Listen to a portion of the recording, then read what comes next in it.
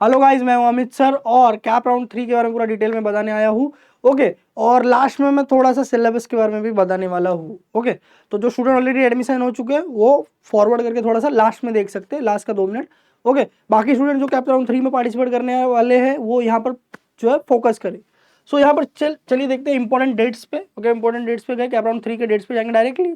तो आज हो रहा है 30 अगस्त, आज हो रहा है 30 अगस्त। जहां तक हमारे पास इंफॉर्मेशन आया है, मुंबई, पुणे और नागपुर जैसे रीजन में जो टॉप कॉलेजेस होते हैं 80+ कट ऑफ जिसका होता है, उनके सबके टेक ब्रांचेस जो होते हैं CSIT, IDS, AML, वो ऑलमोस्ट फुल हो चुके हैं। ओके, कहीं ना कहीं थोड़ी थोड़ी जगह पे ENTC में सीट है और इलेक्ट्रिकल, मैकेनिकल, सिविल, ये सारे ब्रांचेस में सीट्स है।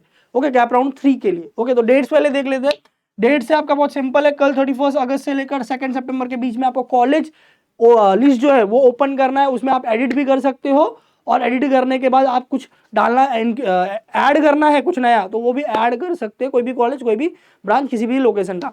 तो first of all there are 2 types of student. पहले वो स्टूडेंट है जिनको ऑलरेडी कॉलेज मिला हुआ है बैकअप में। ओके, आपने उन्होंने 1000 रुपीज पे करके या उनको री अलॉटमेंट हुआ रहेगा, बराबर, नया ट्राई कर रहे हैं, बराबर, मतलब ऑलरेडी उनको कॉलेज मिल चुका है बट ट्राई कर रहे हैं कि भाई और कुछ बेटर मिल सकता था। बहुत सिंपल सी बात है, जब आप लॉग इन करोगे ओके तो वहां पर would you like to import the list, ऐसा आएगा क्वेश्चन, तो वहां पर यस करना है। तो फिर क्या होगा, जो अलॉट हुआ है उसके नीचे का सब कॉलेज ऑटोमेटिकली डिलीट हो जाएगा और फिर सिर्फ ऊपर का कॉलेज जो है वो आएगा। ओके, वो ऊपर का कॉलेज डालना रहेगा। उसमें आपको एक खास ख्याल रखना है कि उसमें वही कॉलेज के नाम लगे जो अभी लगे हुए हो, उससे बेटर हो, और उसमें एडमिशन मिला तो आप ले लोगे, कोई भी प्रॉब्लम नहीं होगा। पैसे का कोई प्रॉब्लम, फीस का या डिस्टेंस का, ट्रैवलिंग का या आउट लोकेशन में जाने का कोई प्रॉब्लम नहीं होगा। राउंड 3 में गिने चुने कॉलेज ही डालने हैं, मैक्सिमम भर भर के नहीं डालने हैं। उनको जिनको ऑलरेडी मिल चुका है, बैकअप में है, आप खाली एक बार ट्राई करना चाहते हैं कि और बेटर मिल सके। ओके, अगर आपके ऊपर के लिस्ट में भी अगर कुछ ऐसा है कि जो बहुत दूर है, आप नहीं ले पाओगे, या फीस बहुत ज्यादा है आप नहीं ले पाओगे, या आउट लोकेशन का आपने OSU के भी कुछ मतलब दूसरे लोकेशन, आप मुंबई में रहते हो पुणे का कुछ सीट डाला है, पुणे में रहते हो मुंबई का कुछ सीट डाला हुआ है, कॉलेज डाला हुआ है, और वहां पर आप नहीं लेना चाहते तो वो सब भी आप हटा सकते हो क्योंकि आपके पास ऑलरेडी एक कॉलेज मिल चुका है। ओके, कट ऑफ इस साल बहुत ज्यादा बढ़े हुए हैं। राउंड 1 के बाद राउंड 2 में भी कट ऑफ सोचते थे पब्लिक घटेगा, बट घटा नहीं है, ऑलमोस्ट इक्वल है या थोड़ा सा बढ़ा हुआ है। ओके, राउंड 3 में भी घटेगा नहीं क्योंकि सीट ही नहीं है तो कहां से घटेगा, ऑलमोस्ट सेम कट ऑफ रहने वाला है। ओके, तो ये उनके लिए। सेकंड टाइप के स्टूडेंट जो अभी तक कुछ लगा ही नहीं है, ना राउंड 1 में कुछ लगा है, ना राउंड 2 में कुछ लगा है, और सर हम बहुत परेशान है राउंड 3 में, हम क्या करें, अब बताइए आप। तो फिलहाल आपको क्या करना है, ओके, ये पहले माइंड में रखना। जैसे मैंने स्टार्टिंग में क्या बोला कि भाई टेक ब्रांच फुल हो चुका है, तो टेक ब्रांच आप डालना चाहते हो डालो, कोई प्रॉब्लम नहीं है, बराबर, क्योंकि फुल हो चुका है ऑलमोस्ट। ओके, फिर भी डालना तो डालो, बट ENTC आपको कंसीडर करना पड़ेगा, इलेक्ट्रिकल मैकेनिकल में से भी कुछ आपको कंसीडर करना पड़ेगा। ओके, ये हो गई बात। दूसरी बात, अगर आप एक लोकेशन कर रहे हो तो ठीक है, बट अगर आप 2 लोकेशन करोगे तो प्रोबेबिलिटी थोड़ी बढ़ जाएगी लगने की, तो आप 2 लोकेशन भी प्रिफर कर सकते हो। ओके, थर्ड राउंड में करो। क्योंकि अभी तक आपको कुछ अलॉट नहीं हुआ है, बराबर। आप सिर्फ ये कर सकते हो कि हाँ मैं 2 लोकेशन प्रीफर कर रहा हूं, बट पहले लोकेशन का सारा पॉसिबिलिटी स्टार्टिंग टू एंड ऊपर रख दूंगा, फिर दूसरा लोकेशन सिर्फ मैंने बैकअप के लिए रखा है कि भाई अगर पहले लोकेशन में कुछ नहीं लगा, कोई भी ब्रांच नहीं लगा, इलेक्ट्रिकल वगैरह डाला तो भी नहीं लगा, तो मैं सेकंड वाला कंप्यूटर चेक करे नीचे। ओके, ऐसा आप कर सकते हो। और एक और चीज आप कर सकते हो, आपने भले माइंड में सेट किया था कि नहीं मुझे टेक ब्रांच ही चाहिए, CSIT, IDS, AML चाहिए, या लास्ट टू लास्ट ECS या ENTC तक मैं जाऊंगा, तो भी आप इलेक्ट्रिकल या मैकेनिकल में से कुछ कंसीडर करो और उसके नीचे डाल दो एटलीस्ट, कि बैकअप के लिए कुछ हो, कुछ नहीं लगे तो एटलीस्ट वो तो लगे, बराबर। गर्ल्स वगैरह जो है वो ENTC इलेक्ट्रिकल कंसीडर कर सकते हैं, बॉयज वगैरह जो है वो मैकेनिकल भी कंसीडर कर सकते हैं। आपके लिस्ट के नीचे डाल के रखो, ऊपर से कंप्यूटर चेक करते करते आता है, अगर ऊपर का कोई भी टेक ब्रांच नहीं लगा तो एटलीस्ट कुछ तो लगे ना नीचे बैकअप में, समझ रहा है। तो ये चीज खास ख्याल से रखना है, आपको ध्यान से पूरा लिस्ट भरना है। ओके, ठीक है। दूसरी बात, अभी क्या होगा सर, फिर 5 सितंबर को लिस्ट भरने के बाद पासवर्ड OTP डाल के आप लॉक करोगे, जैसा आपने सेकंड राउंड में या फर्स्ट राउंड में किया वैसा ही, सेम टू सेम। और फिर 5 सितंबर को डिस्प्ले होगा। 5 सितंबर को डिस्प्ले हुआ तो 6 to 9 के बीच में एडमिशन लेना ही है, 6 to 9 के बीच में एडमिशन लेना ही है, 3 बजे के पहले। ओके, जिसका बेटरमेंट लगा है, नहीं लगा है, तो भी जाकर आपको एडमिशन लेना ही है कॉलेज में। और कुछ नहीं लगा था पहले, अभी लगा है तो भी कॉलेज में जाके एडमिशन लेना है। राउंड 1 में लगा था, राउंड 2 में कुछ नहीं लगा, राउंड 3 में लगा तो भी जाके एडमिशन लेना ही है। मतलब कोई भी कंडीशन हो, केस 1, केस 2, केस कुछ भी हो, बराबर, पहले लगा था, बेटरमेंट लगा है, कुछ नहीं लगा था, रिटेन हुआ है, और या कुछ लगा ही नहीं था अभी फिर लगा है, आपको कॉलेज में जाके एडमिशन लेना ही है 3 to 9। देखिए यहाँ पर लिखा हुआ है साफ साफ, ओके, यहाँ पर आप देख सकते हो, ये दोनों पॉइंट में लिखा हुआ है, पढ़ सकते हो। Okay, such candidate must report to allotted institute to confirmation of admission, admission लेना ही है। ओके, अब थर्ड राउंड के बाद भी कोई ऐसा रह गया, भाई एडमिशन कहीं नहीं मिला, अब मैं क्या करूं, ड्रॉप वगैरह लूं क्या? ओके, तो वो लोग के लिए एक ये लास्ट ऑप्शन है। ओके, कि भाई तीनों राउंड होने के बाद क्या होता है, इलेक्ट्रिकल, मैकेनिकल, सिविल, ओके, ऐसे ब्रांचेस में सीट रह जाते, तो ईयर वेस्ट करने से अच्छा है कि उसमें आप एडमिशन ले ले। उसके लिए क्या करना है, 10 to 13 का टाइम दिया गया, बट मोस्टली सारे काम 10 को ही होंगे। 9 को जैसे ही एडमिशन क्लोज हो जाएगा, बराबर, जिसने एडमिशन लेना था एडमिशन ले लिया, एडमिशन लेने के बाद जो इलेक्ट्रिकल, मैकेनिकल या सिविल में पेंडिंग सीट्स रह जाते हैं, या गांव खेड़े एरिया में, मुंबई, पुणे, नागपुर के अलावा कहीं दूसरे लोकेशन पे कहीं सीट रह गया है, आपके गांव खेड़े एरिया में या नजदीक में कोई कॉलेज है, वहां पर आप कॉलेज में जाके विजिट करो 10 सितंबर को। सारे ओरिजिनल डॉक्यूमेंट आपके हाथ में होने चाहिए, 4 सेट जेरोक्स हाथ में होने चाहिए। ओके, और जैसे एडमिशन लेने के लिए आप कैसे जाते हो, वैसे ही सारी चीजें, 1 साल का पूरा फीस जो है चेक के फॉर्म में, मतलब चेक रेडी लेके जाओ, वो सब कुछ जाके 10 सितंबर को जाना है कॉलेज में, पूछना है भाई आपके ब्रांच, आपके कॉलेज में कौन कौन सा ब्रांच खाली है, मैं एडमिशन लेना चाहता हूँ। वो बताएंगे कि भाई इलेक्ट्रिकल खाली है, आप एडमिशन लेना चाहते हो, डॉक्यूमेंट दो, पैसे दो, एडमिशन ले लो, बात खत्म। ओके, बट या कोई ये मत सोचना कि भाई ये इंस्टीट्यूट, ये जो स्पॉट राउंड होता है 10 तारीख को, ओके, इसमें मुझे बड़ा कोई कॉलेज मिलेगा, बड़ा ब्रांच मिलेगा, नो।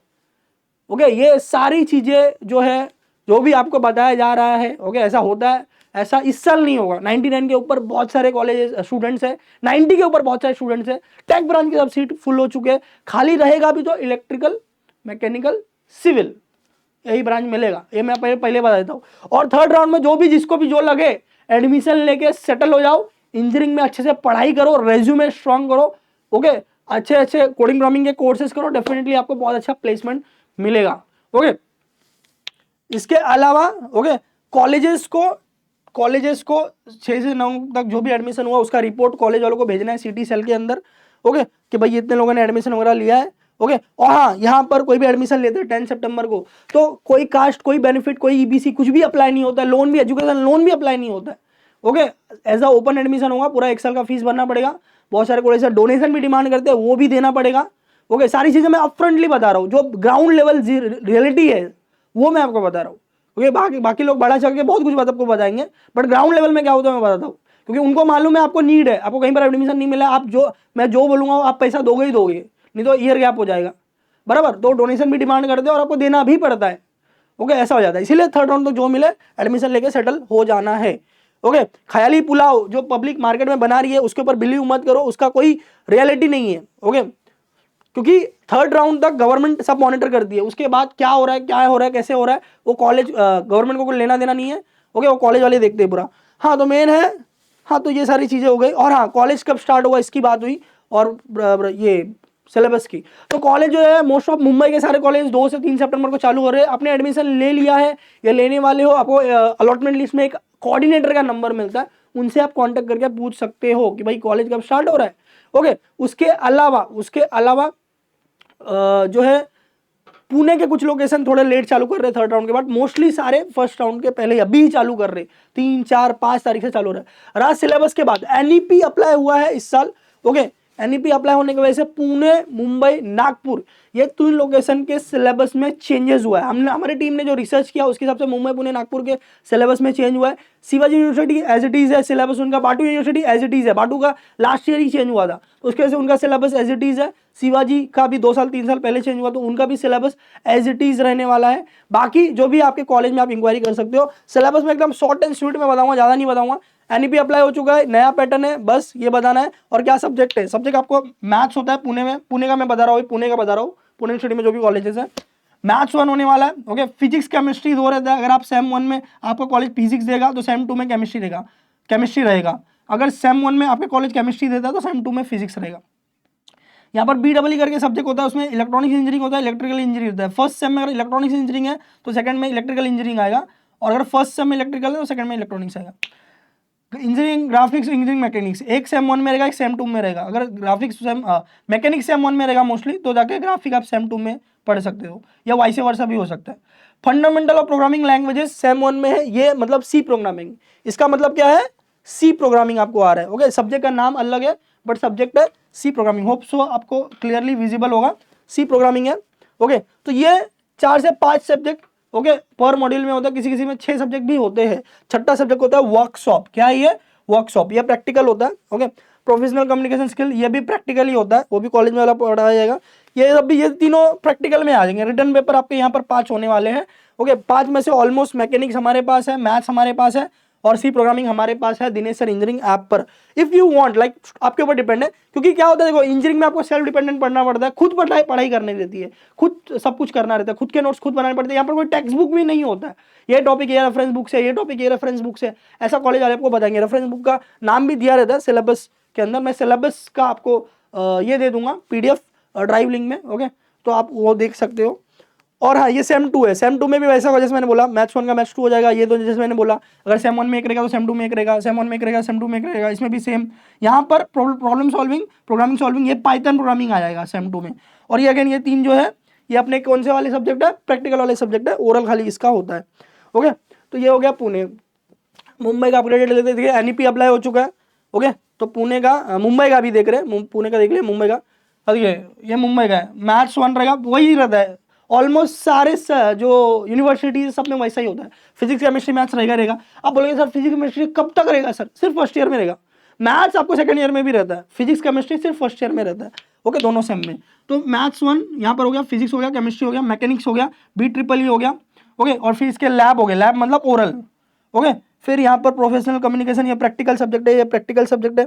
इंजीनियरिंग वर्कशॉप भी प्रैक्टिकल सब्जेक्ट है। ये सारी चीज़ें यहाँ से सब प्रैक्टिकल है, यहाँ से सब प्रैक्टिकल है। ओके, सी प्रोग्रामिंग भी है आपको, बट प्रैक्टिकल में है। ओके, और ये भी प्रैक्टिकल में। तो बेसिकली आपको यहाँ पर 5 पेपर रिटर्न में है।